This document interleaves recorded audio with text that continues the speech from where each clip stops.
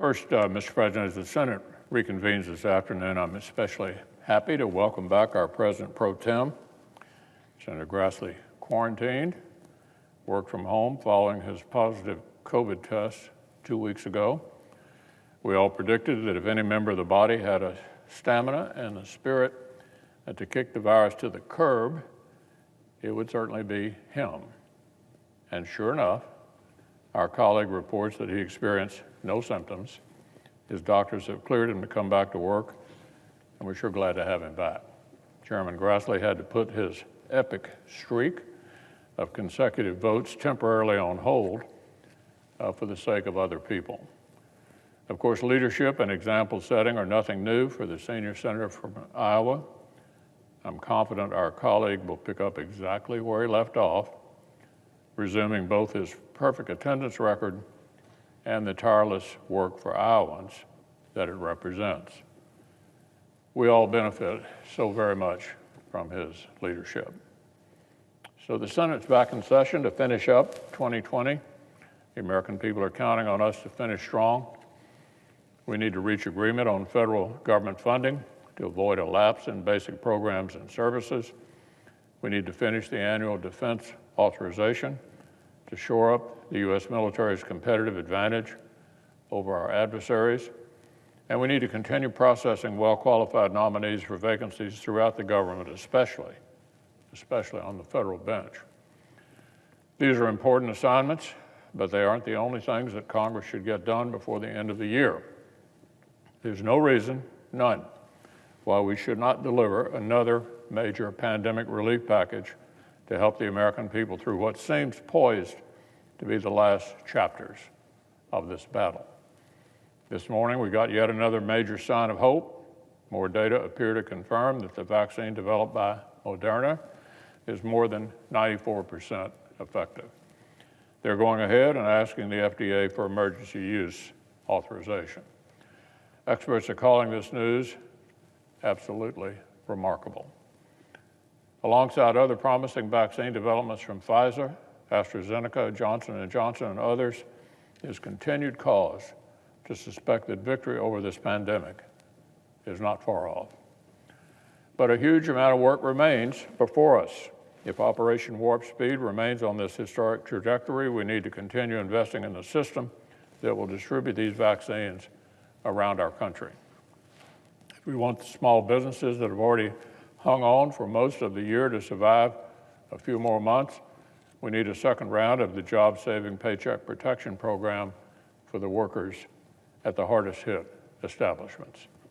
Some major parts of the historic CARES Act have already run dry. Many others are set to expire at year's end. We Republicans have spent months trying to renew important help and provide even more. We tried to send more than $100 billion to help schools and welcome students and teachers safely to the classroom. We tried to implement common sense legal protections that universities and charities have been clamoring for. We've tried to pass all of this over and over again. But Speaker Pelosi and the Senate Democratic leader have blocked it. They've been very transparent about all this with their political strategies, laid it right out there. Speaker of the House spent the entire summer and the entire autumn literally gambling with the health and welfare of the American people. She gambled that if American families didn't get any more relief before the election, her party would expand its majority in the House and Democrats could continue demanding the right to remake all of society along far-left lines in exchange for passing any more COVID relief whatsoever. But their all-or-nothing obstruction backfired. Democrats did not pick up seats in the House, but instead appear to have lost seats. They have not gained any leverage. Instead, they have lost leverage. And in the meantime, with the coronavirus surging from coast to coast, the American people have gone entirely without any additional aid, even the least controversial, most bipartisan programs, because the Democrats say no. Here's a summary from one news outlet. Quote, Pelosi seems to have overplayed her hand as she held out for $2 trillion plus right up until the election. The results of the election, which saw Democrats lose seats in the House, appear to have significantly undercut her position.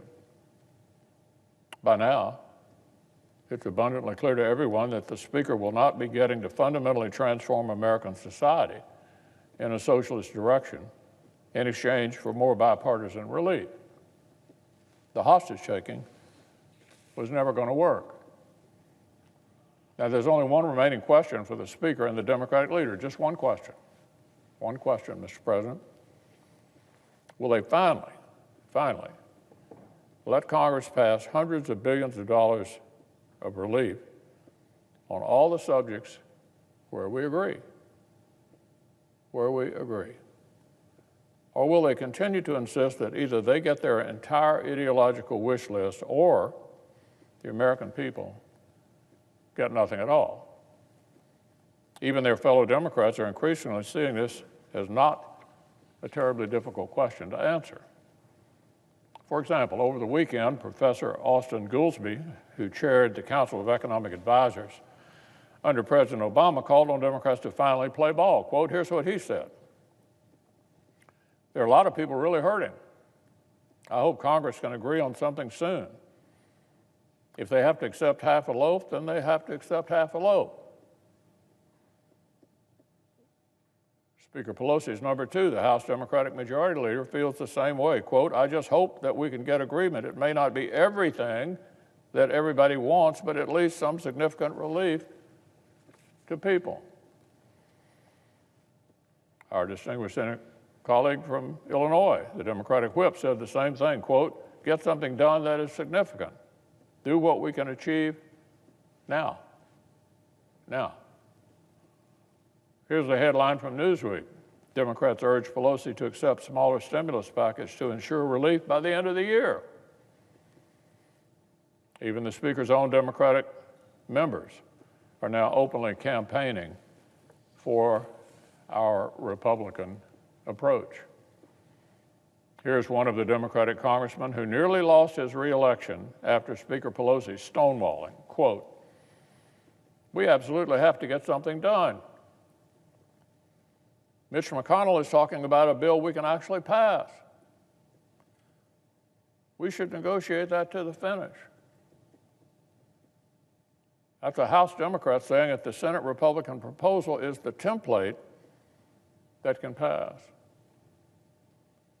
Rank-and-file Democrats in both chambers are telling Speaker Pelosi and the Democratic leader to stop stonewalling and move forward with the approach Republicans have been urging for months. The American people need more help, and they need it right now. Right now. Democratic leaders have already burned through 3 months. 3 months. And they didn't even get the political results that their cynical strategy was supposed to deliver. So, Mr. President, let's hope our colleagues at the top of the Democratic Party can finally hear their own members and stop blocking the common sense, multi-hundred billion dollar measures that Republicans have been ready to deliver for months.